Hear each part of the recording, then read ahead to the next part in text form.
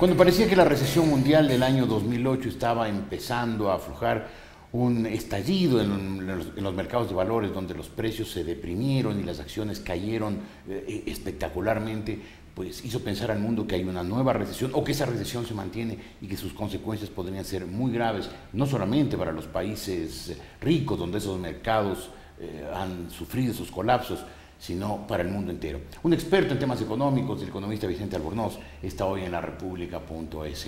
Cuénteme, la recesión o lo que ha ocurrido ahora, ¿es parte de la misma recesión de 2008 y por qué?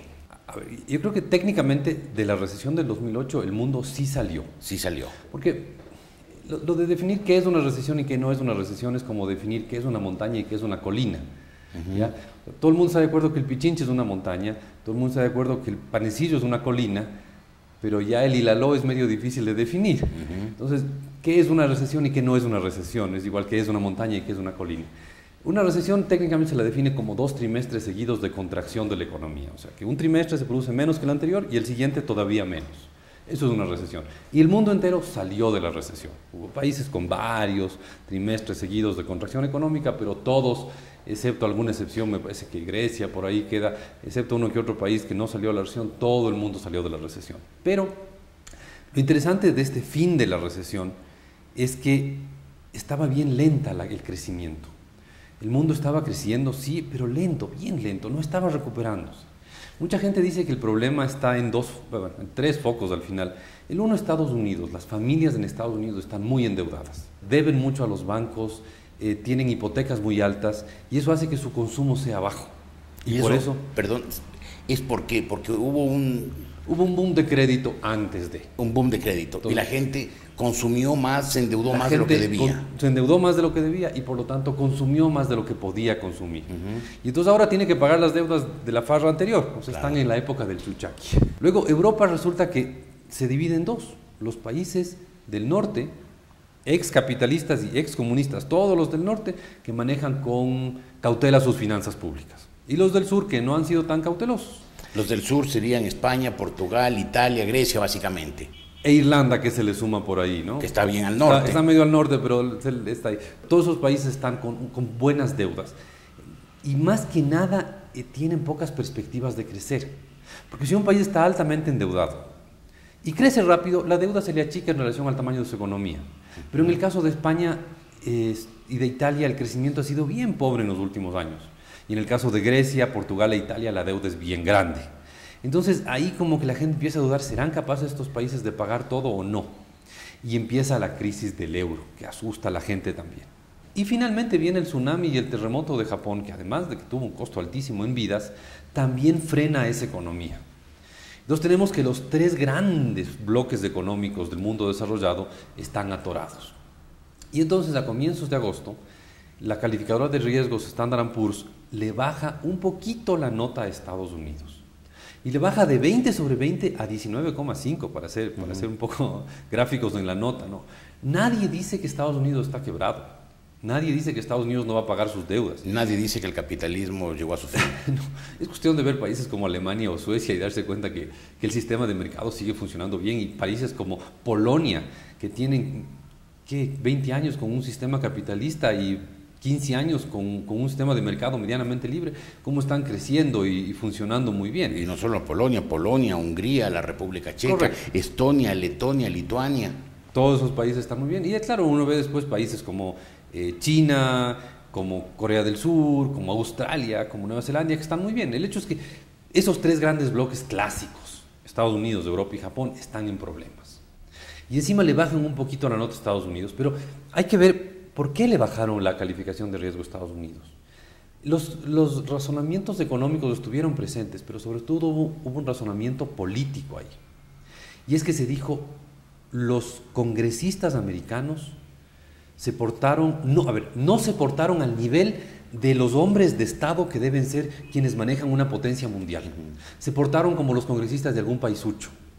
Porque se demoraron mucho en llegar a un acuerdo y demostraron una notable incapacidad para ponerse de acuerdo cuando lo necesario para que un país funcione es que las élites se pongan de acuerdo y lleven adelante el país. Con los 3 grandes bloques en problemas, no diré en crisis, en problemas, Estados Unidos, Europa, Japón, el consumo va a disminuir, y al disminuir el consumo en esos países va a disminuir la capacidad de exportación y las economías de los países débiles, el Ecuador incluido. Lo que muy probablemente pase es que el consumo de petróleo por parte de Estados Unidos, o de hierro por parte de Japón, o de cobre por parte de Europa, en general, ¿no?, va a caer. Y puede ser que nos enfrentemos a una época con precios no tan altos. Tampoco estoy hablando de que se van a desplomar los precios del petróleo, el cobre, el hierro, etc. Pero ya hemos tenido 2 meses con precios un poquito más bajos de lo que estaban hace 3 meses. Entonces, yo creo que vamos a tener un periodo con precios de bienes, de materias primas un poco más bajos. Y eso sin duda le va a afectar al Ecuador. Vamos a tener un precio del petróleo no tan espectacular. Va a seguir siendo alto, pero no va a ser tan espectacular. Me parece que es sensato pensar que el petróleo se mueva entre los 60 y los 90 dólares. Es muy buen precio. Es muy bueno, pero ya no entre los 110 y los 130. Claro. ¿No? Entonces, estamos hablando de un mundo bueno, pero no el mundo ideal de un precio altísimo del petróleo. Y los otros productos, estoy hablando de cacao, estoy hablando de bananos, ese tipo de productos. Todo eso debería enfrentar una demanda más baja a nivel mundial y posiblemente precios más bajos. Ya. Pero en esto el Ecuador tiene una ventaja enorme, y es que el Ecuador está dolarizado. Claro. Y es que tenemos entonces que se le ve con un poco de desconfianza a Estados Unidos y al dólar. Y encima la Reserva Federal de Estados Unidos, que es del Banco Central de Estados Unidos, anuncia que va a mantener bajas las tasas de interés. Entonces, ¿quién quiere tener dólares? Dado que hay cierto nivel de inseguridad frente al dólar y dado que las tasas de interés van a estar bajas. Poca gente quiere tener dólares. Entonces, ¿qué quiere tener? Euros libras esterlinas, euros tampoco, porque yenes, yuanes. A eso voy. Los euros tampoco, porque hay cierta inseguridad con el euro. El yen japonés están pues también tambaleante esa economía. Entonces la gente se ha ido a curiosas cosas, se ha ido al oro. El oro está en unos precios altísimos. $1,700 una onza de oro. Claro. Se ha ido al franco suizo. El franco suizo está en unos niveles altísimos. Se ha ido a monedas como el dólar australiano o el dólar neozelandés. ¿Sí? Y también se ha ido a monedas como el real brasileño, el peso colombiano, el sol peruano y el peso chileno, y hasta el peso argentino. Ahora, los malos economistas, aquellos que criticaron la dolarización y quisieron, algún momento pensaron incluso en destruirla, hoy están, supongo, muy satisfechos al ver que la economía ecuatoriana de alguna manera está blindada. No sé, pregúnteles a ellos, no tengo idea. No tengo acceso a esos malos economistas, a los que fueron enemigos de la dolarización y que escribieron libros. Hoy la dolarización está permitiendo que nuestra moneda se devalúe cuando todo el área que nos rodea, Brasil, Perú, Chile, Colombia, Argentina, tendría que chequear, pero creo que hasta México, todas esas monedas se están revaluando y nuestra se está devaluando y nos volvemos más competitivos. ¿Y esa es la única ventaja que tiene el Ecuador o la única protección que tiene el Ecuador en la crisis? En la práctica sí. ¿Sí? Esa es la única... A ver, primero, no estamos en una crisis. Hay nubarrones en el horizonte, Ya. Podría venir una crisis, pero un petróleo de $87 como estaba ayer no es crisis. Claro. En este país no es crisis. Claro. No estamos en crisis. Podría venir una crisis en el sentido de que el petróleo deje de crecer. Y el modelo económico que tiene el Ecuador en este momento se basa en un gasto del gobierno no solamente alto, sino creciente. Y eso es muy importante. Independientemente si es excesivo o no, el gasto no solamente tiene que ser alto, sino tiene que crecer, porque si no, no hay empuje para arriba para el país. Si mantenemos el gasto alto, el país no está creciendo.